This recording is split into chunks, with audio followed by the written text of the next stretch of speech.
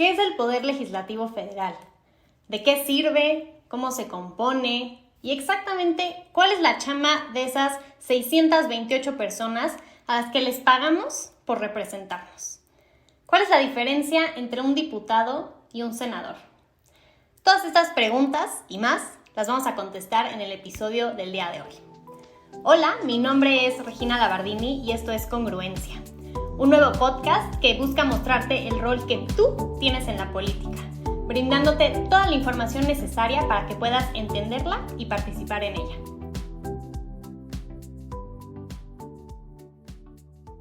Bienvenidos al segundo episodio de Congruencia. Dado que lo prometido es deuda, hoy vamos a entrar de lleno a hablar sobre el Poder Legislativo Federal, también conocido como el Congreso de la Unión.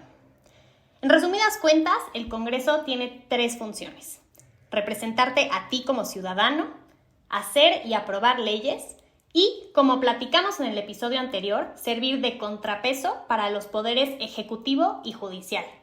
Porque como quedamos, la concentración de poder en una sola persona o en un solo grupo de personas puede ocasionar que se pierdan los intereses de los ciudadanos en el camino y así poner en riesgo a nuestra democracia. Pero si todos los legisladores nos representan y hacen leyes, ¿cuál es la diferencia entre un diputado y un senador? Muy bien. El Congreso de la Unión se divide en dos cámaras. La Cámara Baja, también conocida como la Cámara de Diputados, y la Cámara Alta, que es el Senado de la República. Por un lado, los diputados federales son responsables de la representación popular, es decir, nos representan a ti y a mí, que somos ciudadanos repartidos por todo el país. Si bien tanto diputados como senadores son integrantes de este poder legislativo que te estoy platicando y tienen varias cosas en común, sus responsabilidades también pueden llegar a variar. Por ejemplo, la Cámara de Diputados tiene la facultad exclusiva de aprobar los gastos de federación, es decir, en qué se va el dinero del país, y nombrar algunos funcionarios federales o ratificarlos, como es el caso del secretario de Hacienda.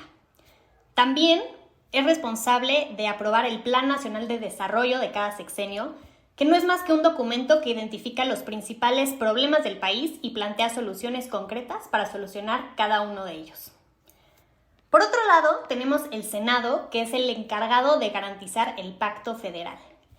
¿Y qué es ese pacto federal que suena tan elegante y misterioso y complicado? Te invito a que veas el episodio anterior donde profundizo más sobre qué es la federación, pero en pocas palabras es ese acuerdo entre entidades autónomas, en nuestro caso los estados, que deciden formar parte de una unión más grande que ellos, que es México. El Senado está ahí para defender los intereses de los estados al momento de legislar. Por lo tanto, tú, como ciudadano, tienes el derecho a elegir a quienes representarán al estado en el que vives dentro del Congreso. El Senado tiene la facultad exclusiva de analizar la política exterior del país, que en otras palabras analiza la estrategia que tiene México en relación a otros países y se encarga de aprobar tratados internacionales. El Senado también está facultado para iniciar juicios políticos contra servidores públicos, en caso de ser necesario, y de hacer otros nombramientos de funcionarios federales, como son el caso del secretario de Relaciones Exteriores o del gobernador o gobernadora del Banco de México, por mencionarte algunos. Entonces, en conclusión, los diputados te representan a ti como ciudadano y los senadores representan a tu estado. Si ya llegaste hasta aquí, quédate, porque apenas se va a poner bueno. Como la buena economista que soy, te voy a explicar con números la composición del Congreso para que entiendas por qué tu voto por diputados y por senadores tiene más peso del que imaginas. Pero no te preocupes, vámonos paso a paso, y si al final algo no te queda muy claro y sientes que te hablé en chino, déjame tus dudas en los comentarios y con mucho gusto te voy a responder. Empecemos por la Cámara de Diputados, que se compone por 500 personas. Sí, 500. Todos por periodos de 3 años y con la opción de reelegirse hasta 3 veces.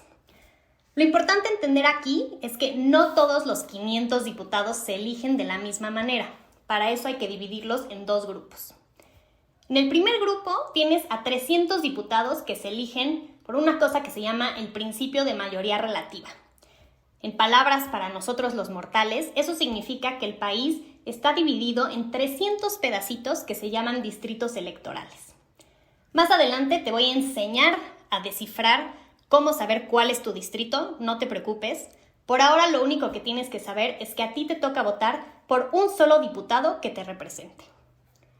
Sin embargo, aquí no solo es importante la persona por quien votas, sino el partido por el que votas. Porque los otros 200 diputados se eligen con base en el principio de representación proporcional, los pluris, para los cuates, por plurinominales. Esto es de suma importancia porque aun si no gana el candidato por el que tú votaste, tu voto sí se va a ir o sí va a contar para el cochinito de votos de cada partido. Y al final de la elección, esos 200 lugares en la Cámara de Diputados se van a repartir de manera proporcional según la cantidad de votos que cada partido tenga guardados en su cochinito. Así que ya lo sabes. Eliges a un diputado para formar parte del grupo de los primeros 300 y, según el partido por el que votes, se van a repartir los otros 200 lugares. Y así llegamos a 500 diputados. Ahora, vámonos con el Senado. Este se compone por 128 personas que ocupan el cargo durante todo el sexenio y tienen la opción de reelegirse una sola vez. Para su composición voy a empezar exactamente al revés. De los 128 senadores, 32 son plurinominales y se utiliza el mismo mecanismo en los cochinitos que te acabo de explicar. Ahora, probablemente has escuchado que los senadores van en fórmula, pero no es ni fórmula química ni fórmula matemática, no te agobies. Esto solo significa que así como el refresco y las palomitas en el cine vienen en combo, vienen en pareja. Así que tú vas a tener que escoger a uno de estos combos que represente a tu estado. Y la pareja que gane tendrá 2 lugares en el Senado. Es decir, de aquí van a salir otros 64 senadores. Y finalmente, el último mecanismo es el de la primera minoría, que es algo así como el premio para el segundo lugar. La fórmula de candidatos que haya quedado en segundo lugar en cada estado va a tener derecho a un asiento en el Senado. Este se va a ocupar por alguno de los integrantes de esa misma fórmula, o sea, o por el refresco o por las palomitas.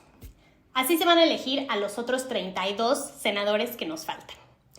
Recapitulando, son 64 senadores por el principio de mayoría relativa que elegimos en combo, otros 32 por primera minoría, que es el premio al segundo lugar, y los últimos 32 son plurinominales que se reparten según el número de votos que obtiene cada partido.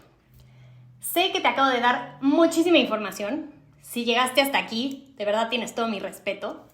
Y si hay una cosa con la que me gustaría que te quedaras después de este episodio, es que tu voto para el Congreso cuenta y cuenta mucho.